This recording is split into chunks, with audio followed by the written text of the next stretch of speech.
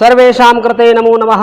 मैं हूं जयनारायण शर्मा और आपके सामने लेकर आया हूं आज एक नई वीडियो, जो कि हम प्रतिदिन जो संस्कृत व्याकरण पढ़ते हैं उसमें एक नए पाठ के साथ आए हैं। आज है द्वितीय पाठ, जिसका नाम है संज्ञा एवं परिभाषा प्रकरण, और यह व्याकरण विधि पुस्तक का पेज क्रमांक 9 है। तो चलिए आइए हम विषय में प्रवेश करते हैं। और आपको जो हम विषय पढ़ेंगे वह जो है ना यहाँ पर लिखा हुआ दिखाई देगा, या पर यहाँ पर लिखा हुआ दिखाई देगा, या पर यहाँ पर। तो चलिए पढ़ते हैं आगे इसमें। और लेकिन बच्चों, आप लोगों से एक बात जरूर कहना पड़ेगी कि भाई आप लोग यदि लाइक नहीं करते हैं तो कम से कम जो है ना आप उसमें नमो नमः जरूर लिख दिया करें।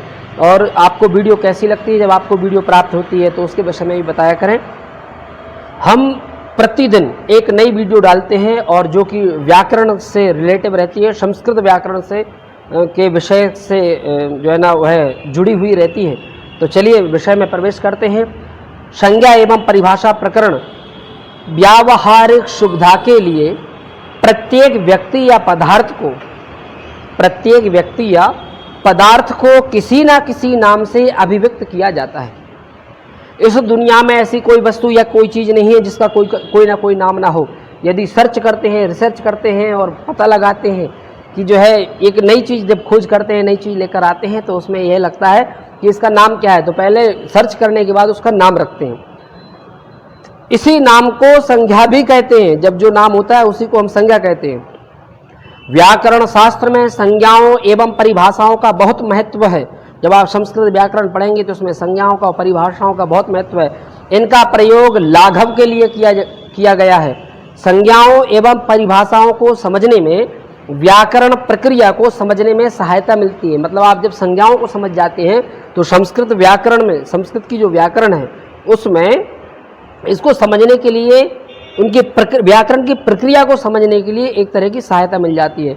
कुछ संज्ञाएं एवं परिभाषाएं नीचे दी जा रही हैं। मतलब हम कुछ संज्ञाएं परिभाषाएं यहाँ पर आपको बता रहे हैं, आप देखते जाइए।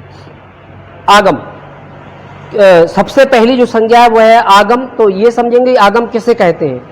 आगम कहेंगे किसी वर्ण के साथ जब दूसरा वर्ण मित्रवत पास आकर बैठकर उससे संयुक्त हो जाता है तब वह आगम कहलाता है। मतलब एक वर्ण पहले से है, यह हम संधि में पढ़ेंगे। यह सभी जो हम यहाँ पर संज्ञा एवं परिभाषाएं पढ़ रहे हैं, यह सभी संज्ञाएं और परिभाषाएं हम जब अब आगे जो वीडियो बनेगी वह संधियों की बनेगी, हम संधि सीखेंगे, तो वहाँ पर इनकी आवश्यकता पड़ेगी, इसलिए हम संज्ञाएं और परिभाषाएं पढ़ रहे हैं। आप कहेंगे संज्ञा और परिभाषाओं की आवश्यकता क्या है, तो वो इसलिए है कि जब हम संधियाँ पढ़ेंगे तो वहाँ पर हमको संज्ञाओं की और परिभाषाओं की आवश्यकता पड़ेगी। तो जब हम किसी शब्द के स्थान पर किसी शब्द को लेकर आएंगे तो वह क्या कहलाता है, यह हम समझ रहे हैं। तो आगम किसे कहेंगे, कहते हैं कि किसी वर्ण के साथ जब दूसरा वर्ण मित्रवत पास आकर बैठ जाता है तो संयुक्त हो जाता है, उसमें मिल जाता है, तब वह आगम कहलाता है। जो कि संस्कृत में कहा गया है मित्रावदागमः, मतलब मित्रवदागमः, मतलब जो आगम है वो मित्रवत है। जैसे एक व्यक्ति, जैसे हम अभी चेयर पर यहाँ पर बैठे हुए हैं और हमारे पास में कोई आकर बैठ जाता है तो वह मित्रवत आकर बैठ गया और हमने उसको बिठा लिया। जैसे वृक्ष प्लस छाया। अब आप जो है ना यहाँ पर देख पा रहे होंगे वृक्ष प्लस छाया। तो यहाँ पर वृक्ष छाया, यहाँ क्या हुआ है, वृक्ष के आ एवं छाया के छा में, छा के मध्य में चा का आगम हुआ है। मतलब छा, आ और छा के बीच में चा का आगम हुआ है, तो वृक्ष छाया बन गया। तो इस प्रकार से जो दोनों के बीच में आकर बैठ जाए, दो बैठे हैं तो वहाँ पर तीन बैठ जाए, या तीन की जगह है और वहाँ पर पहले से तीन बैठे हैं, लेकिन एक और उनका मित्र आकर यदि बैठ जाता है तो वह चारों एडजस्ट हो जाते हैं, उसको बिठा सकते हैं। तो ये कहलाता है आगम, जिसको मित्रवत कहे, मित्रवदागम। हाँ, ये संस्कृत का आदेश है, हाँ सॉरी आगम है। अब आएंगे आदेश पर। जो दूसरा है वह है किसी वर्ण को हटाकर जब कोई दूसरा वर्ण उसके स्थान पर शत्रु की भांति आ बैठता है तो वह आदेश कहलाता है। और उसके लिए सूत्र है शत्रुवदादेशः। जैसे हम यहाँ पर बैठे हुए हैं और कोई व्यक्ति आ जाए और वो आकर हमको उठा दे और खुद बैठ जाए, तो वह किसकी तरह हो गया, शत्रु की तरह उसने व्यवहार किया। कि एक तो हम जिस स्थान पर बैठे थे वो भी उसी स्थान पर आया, लेकिन वो पास में आके बैठता तो मित्रवद हो जाता, तो आगम कहलाता। लेकिन उसने हमको उठा ही दिया है भाई, यहाँ से हटा दिया, तो और वो खुद बैठ गया उस स्थान पर, तो वह शत्रुवत उसने व्यवहार किया, आचरण किया, इसलिए वह शत्रुवदादेशः, शत्रु की तरह वह आदेश कहलाया। जैसे जब हम यद्यपि पढ़ेंगे तो यदि प्लस अपि, तो दा में जो ई है, ई के स्थान पर या आया तो ई को हटा दिया और या आ गया तो ये शत्रुवत हो गया।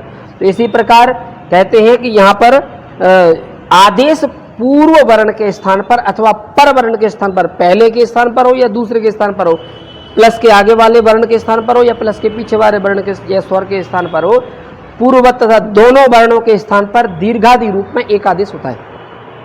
अब यहाँ पर दीर्घादि शब्द दे दिया है। दीर्घादि का मतलब क्या होता है? जब हम दीर्घ स्वर संधि पढ़ेंगे उस समय हमको समझ में आएगा कि दीर्घादि क्या होता है। ठीक है, आगे बढ़ते हैं। अगला है उपधा। किसी शब्द के अंतिम वर्ण से पूर्व वर्ण को उपधा कहते हैं। किसी शब्द के अंतिम वर्ण से पूर्व वर्ण को उपधा कहते हैं। मतलब कोई वर्ण है, अंतिम वर्ण है, उसके आगे वाला जो वर्ण है वह उपधा कहलाएगा। क्या कहलाएगा? उपधा। जैसे चिंत, ची है, ना है, ता में हलंत लगा हुआ है, तो जो ता है उसके आगे जो ना है, ना भी आधा है, भले ना आधा है लेकिन फिर भी वह वो जो ना आधा है वह क्या कहलाएगा? वह उपधा कहलाएगा। इसके लिए एक सूत्र है, अलोन्त्यात् पूर्व उपधा। ये सूत्र है। इस सूत्र के माध्यम से, जैसे महत, अब महत लिखा है तो ता कैसा है? हलंत। अब उसके आगे है हा, लेकिन हा में भी क्या है? आ है, तो आ उपधा है, ना कि हा। हा पूर्ण वर्ण है लेकिन उसमें आ मिला हुआ है, इसलिए वह जो ता के आगे जो हलंत ता है, इसके आगे जो हा है, हा में जो आ है, वह आ जो है वह उपधा कहलाएगा, ना कि हा। ये बात अच्छे से समझ लीजिएगा। आपको यहाँ दिखाई दे रहा होगा। बाकी हम अगली वीडियो में, क्योंकि क्या होता है जब ज़्यादा विस्तार से करते हैं तो वीडियो बड़ी हो जाती है। बहुत सारे लोग देखते नहीं हैं, कमेंट तो करते नहीं हैं, भूल जाते हैं बार बार, पता नहीं क्यों। भाई लाइक नहीं कर सकते तो कमेंट तो आपको करना ही चाहिए, ये तो आपका क्या कहते हैं, अधिकार है। खैर, अभी एक हमारी एक वीडियो थी, उसमें किसी व्यक्ति ने जो है ना लाइक की जगह जो उल्टा थम क्या कहलाएगा, अच्छा हाँ, वो कर दिया जो आप कह रहे हैं। तो ये उसको उस बात से क्या मिल गया, हमको ये समझ में नहीं आया। खैर, ये उसकी इच्छा है, उसको हमारी शायद वीडियो अच्छी नहीं लगी होगी, पर ऐसा नहीं है। आप देख रहे होंगे हम आपके वीडियो के लिए बहुत मेहनत और बहुत प्रयास करते हैं कि प्रतिदिन आपको एक वीडियो प्राप्त होती रहे। इसके लिए हम यह मेहनत करते रहते हैं, प्रयास करते हैं कि जितना हमारे पास ज्ञान है उसमें से मोटा मोटा ज्ञान हम इसमें परो दें इस वीडियो में, जिसके माध्यम से कई लोगों को लाभ प्राप्त हो। हमारा उद्देश्य बस इतना ही है, इससे ज़्यादा कुछ नहीं है। और इसमें और भी कई संज्ञाएँ हैं, कई परिभाषाएँ हैं जो कि इस पुस्तक में नहीं है, जो कि व्याकरण भाग में होती हैं। लेकिन अगले उसमें बढ़ते हैं हम। अगली है पद संज्ञा। तो संज्ञा के साथ सु औ जस अम औट स्टाभ्याम भेस गेभ्याम भेस गसेभ्याम भेस घस ओसाम गियो सुप, जब यह नाम पदों में आने वाले 21 प्रत्यय, 21 प्रत्यय है ना, 21 प्रत्यय, और फिर तिप तस झी सिप तस था में बस मस्ता तम झा था सा थम ध्वम इड बहे महिंग, इन क्रियादियों में आने वाले 18 प्रत्यय विभक्ति संज्ञक हैं। इनको हम विभक्ति संज्ञक भी कह सकते हैं। किसको? सु औ जस को। सु औ जस आदि तथा धातुओं के साथ तीता अंति सीता था जो आप पढ़ते हैं, आदि विभक्तियों से जुड़ने से सुबंत और तिगंत शब्दों की पद संज्ञा होती है। इसमें कहा गया है, जिसमें सु औ जस स्वौज समौट, एक सूत्र है स्वौज समौट षष्ठाभ्याम भेस, और इसको जब विभक्तियों में प्रयोग जाता है सु औ जस अम औट षष्ठाभ्याम भेस, ऐसे करते हैं। ताभ्याम भेस गेभ्याम भेस ताभ्याम भेस गेभ्याम भेस गसेभ्याम भेस गस ओसाम गियो सुप, और जब धातुएं जो बनती हैं वो है तिप तर्जी सिप तस्था में बस मस्ता ताम झ था सा थम ध्वम इड वहिंग महिंग। इस प्रकार से इनकी सबकी क्या होती है? पद संज्ञा होती है, जिसमें कहा गया है सुप्तिगंतम पदम।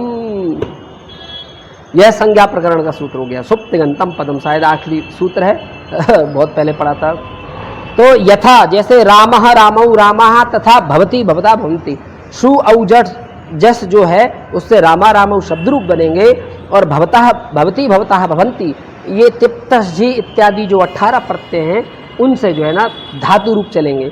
जैसे पठ नम बद तथा राम इत्यादि को पद नहीं कह सकते, इनको हम डायरेक्ट पद नहीं कह सकते, इनको केवल धातु का एक नाम दिया जाता है कि यह धातु है, इनको पद नहीं कहेंगे। संस्कृत भाषा में जिसकी पद संज्ञा नहीं होती, यह विशेष पॉइंट है, यह ध्यान रखिएगा आप। संस्कृत भाषा में जिसकी पद संज्ञा नहीं होती उसका वाक्यों में प्रयोग नहीं किया जा सकता। ये बात आपको ध्यान रखनी होगी। जिसकी पद संज्ञा नहीं होती उसको वाक्यों में प्रयोग नहीं किया जा सकता, ये ध्यान रखना है। और इसीलिए एक वहाँ पर जो है ना नियम आया है, क्या आया कि अपदम न प्रयुंजीत, अपदम न प्रयुंजीत, जिसकी पद संज्ञा ना हो उसका वाक्यों में प्रयोग न किया जाए। अगली है निष्ठा संज्ञा। कत यानी कोई अक्त कहते हैं, कोई कत कहते हैं, कोई अक्त कहते हैं, कोई है ना, इस प्रकार से उच्चारण करते हैं, आधा का और ता, अक्त, ये देख सकते हैं। और कतबतु प्रत्ययों को निष्ठा कहते हैं, यानी कत और कतबतु या अक्ता और अक्तबतु प्रत्यय को क्या कहते हैं, निष्ठा कहते हैं। इसमें भी एक नियम आया है, क्या आया कि कत कतबतु निष्ठा, है ना, अक्त अक्तबतु निष्ठा ऐसा भी कह सकते हैं। इसके योग से भूतकालिक क्रियापदों का निर्माण किया जाता है, जैसे गतः गतवान आदि। अब क्या होता है अध्ययन में और एक क्षेत्रीय भाषा में थोड़ा सा अंतर आ जाता है, तो आप थोड़ा क्षेत्रीय भाषा का ध्यान रखते हुए, हमारी जो लैंग्वेज है उसका ध्यान रखते हुए आप कंपैरिजन ना करें। और यदि पिछली वीडियो में हमसे एक दो जगह गलती हो जाती है तो कभी कभी क्या होता है, थोड़े से या तो लेट हो जाते हैं, कभी घबराहट हो जाती है, कभी और कभी या कोई विषय ऐसा आ जाता है, या पढ़ाते पढ़ाते जो विषय हमने सोच के रखा है और वो दिमाग से चला जाए, तो क्या हो जाता है कि वो जो सोच रहे हैं फिर उसको सोचने में लग जाते हैं, लेकिन जो कह रहे हैं वहाँ कुछ और कुछ और वाक्य निकल जाता है। टीचर हैं फिर भी, लेकिन इतना वो नहीं है, गलती सबसे हो जाती है। पिछली वीडियो में हमसे कुछ गलतियाँ हो गई थी एक दो जगह, तो उसमें आप इसमें भी ध्यान रखिएगा। कभी किसी वीडियो में यदि कोई गलती हो जाती है तो भाई क्यों नहीं हो सकती, हम भी तो इंसान हैं और इतने बड़े विद्वान तो नहीं हैं, लेकिन प्रयास कर रहे हैं बस।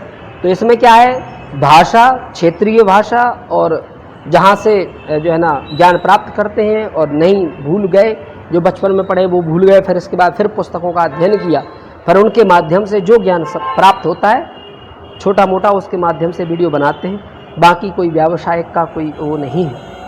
तो निष्ठा जो होती है वो कत कतवतु आदि जो प्रत्यय है, अक्त अक्तवतु निष्ठा, इस नियम के माध्यम से भूतकालिक क्रियाओं का प्रयोग किया जाता है। मतलब जो भूतकाल आदि जो है वो क्रिया है, धातु रूप है, उनमें प्रयोग किया जाता है, या धातु कह सकते, प्रत्यय कह सकते हैं। विकरण, अगला है विकरण।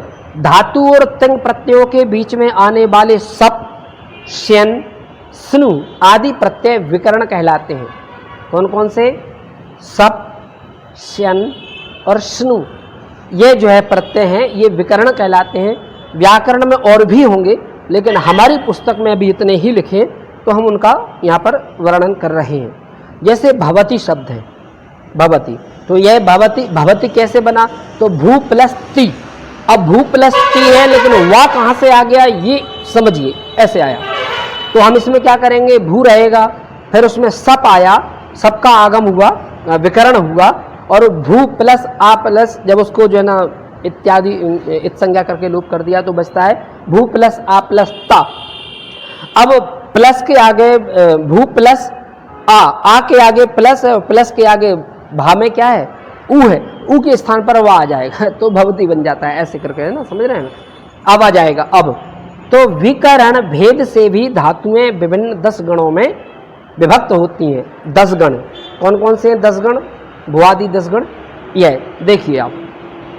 इन 10 गणों में क्रमशः धातुओं को अलग अलग बांट दिया गया है। अगला है संयोग। वीडियो चूंकि बड़ी बन जाती है तो इसलिए हम अगले फटाफट जो है ना देख लेते हैं, 2-3 और हैं। संयोग है, संस्कृत में संयोग एक महत्वपूर्ण संज्ञा के रूप में प्राप्त होता है। यह एक परिभाषिक शब्द है। महर्षि पाणिनि ने अष्टाध्यायी में इसका अर्थ हलोनंतराः संयोगः किया है, अर्थात स्वर रहित व्यंजनों, यानी जो हल वर्ण है, जो आधा अक्षर है जिसके नीचे हलंत लगा हुआ है, व्यवधान रहित सामीप्य भाव को संयोग कहते हैं। मतलब कोई हल वर्ण है, उसी में दूसरा फिर हल वर्ण है, और फिर तीसरा फिर उसमें जोड़ दिया गया है।